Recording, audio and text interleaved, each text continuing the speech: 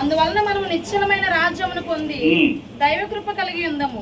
ఆ కృప కలిగి వినయ భయభక్తులతో దేవునికి ప్రీతికరమైన సేవ చేయదము.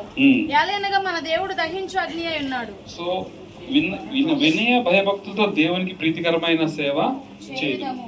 ఈ ఆఖరి స్టేషన్ ఏంటంటే, దేవుని ముందు భయం ఉన్న వాళ్ళందరికీ కూడా ఏ పని చేయాలన్నా దేవుని భయం ఉంటుంది. నాతో పాటు దేవుడు ప్రయాణం చేస్తున్న భయం ఉంటుంది. పర్సు ఒకటి రోడ్డు మీద పడ్డా దాన్ని దొంగిలించాలన్నా, నాన్నకి చెప్పకుండా తప్పు చేయాలన్నా, ఎక్కడికైనా వెళ్ళాలన్నా, ఏదైనా చేయాలన్నా దేవుడు మీతో ఉంటే ఆ భయం మీతో ఉంటుంది. ఎవరు కూడా మీరు తప్పు చేయడానికి ఇష్టపడరు. ఇవన్నీ మీరు ఈ 6 స్టేషన్లు దాటుకుంటే 7వ స్టేషన్ వచ్చేసింది రామ. అందుకే అమ్మాయి డ్రెస్ వేరుగా ఉంటుంది చూడండి. అదనమాట 7వ స్టేషన్. ఇప్పుడు మనం చప్పట్లు కొట్టేసి దేవుని రాజులకు వెళ్ళిపోతాం. సో ఫస్ట్ స్టేజ్ ఎవరున్నారు చేయొద్దండి. ఫస్ట్ స్టేషన్లో ఎవరున్నారు? పిల్లలు పోయిన విశ్వాసం వరకు ఉంది. ఎంతమంది ఉన్నారు? చేయొద్దండి. నిజంగా నమ్ముకుని చేయొద్దండి. అంటే ఫస్ట్ స్టేషన్లో మీరు ఉన్నారు. ఓకే, నెక్స్ట్ స్టేషన్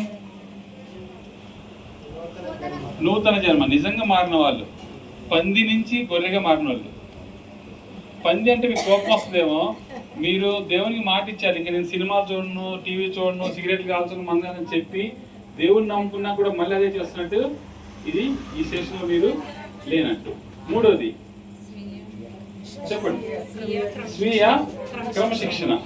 మీ కళ్ళు మీ మాట వినాలి, మీ చెవులు మీ మాట వినాలి, మీ చేతులు మీ మాట వినాలి. ఎంతమంది ఉన్నారు అలాగా? ఇది పరీక్ష చేసుకోండి. 4వది శ్రమలు. దేవుని నమ్ముకుంటే అన్ని సుఖాలు ఉండవు. మన పరీక్షలు మనం పాస్ అయ్యి దేవునికి వెళ్ళడానికి కొన్ని శ్రమలు మనం అనుభవించాల్సి వస్తుంది. ఓకే, నెక్స్ట్ త్యాగం. దేవుని కోసం మనం ఏదైనా వదులుకోవడానికి సిద్ధపడాలి. నిజంగా దేవుడు శాడిస్ట్ కాదు.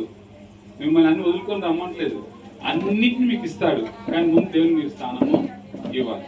నెక్స్ట్ భయభక్తులు. సో భయభక్తులు అంటే దేవుడు మనతో ఉన్నాడు, దేవుడు మనతో ఉన్నాడని నమ్మినప్పుడు ఆ భయం మనలో ఉంటుంది.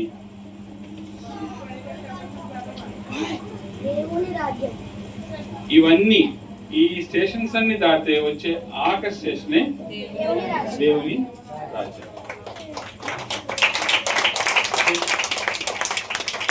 సో ఈ వాక్యం మనందరం ఒక్క కళ్ళు మూసుకొని ప్రార్థన చేసుకుందాం. పాస్టర్ గారు అందులో అర్థమైందంటారు అందరికి? చిన్నపిల్లలకి ఎల్కేజీ పాఠంగానే ఉందా లేదా? ఇందులో లోతు ఉందా లేదా?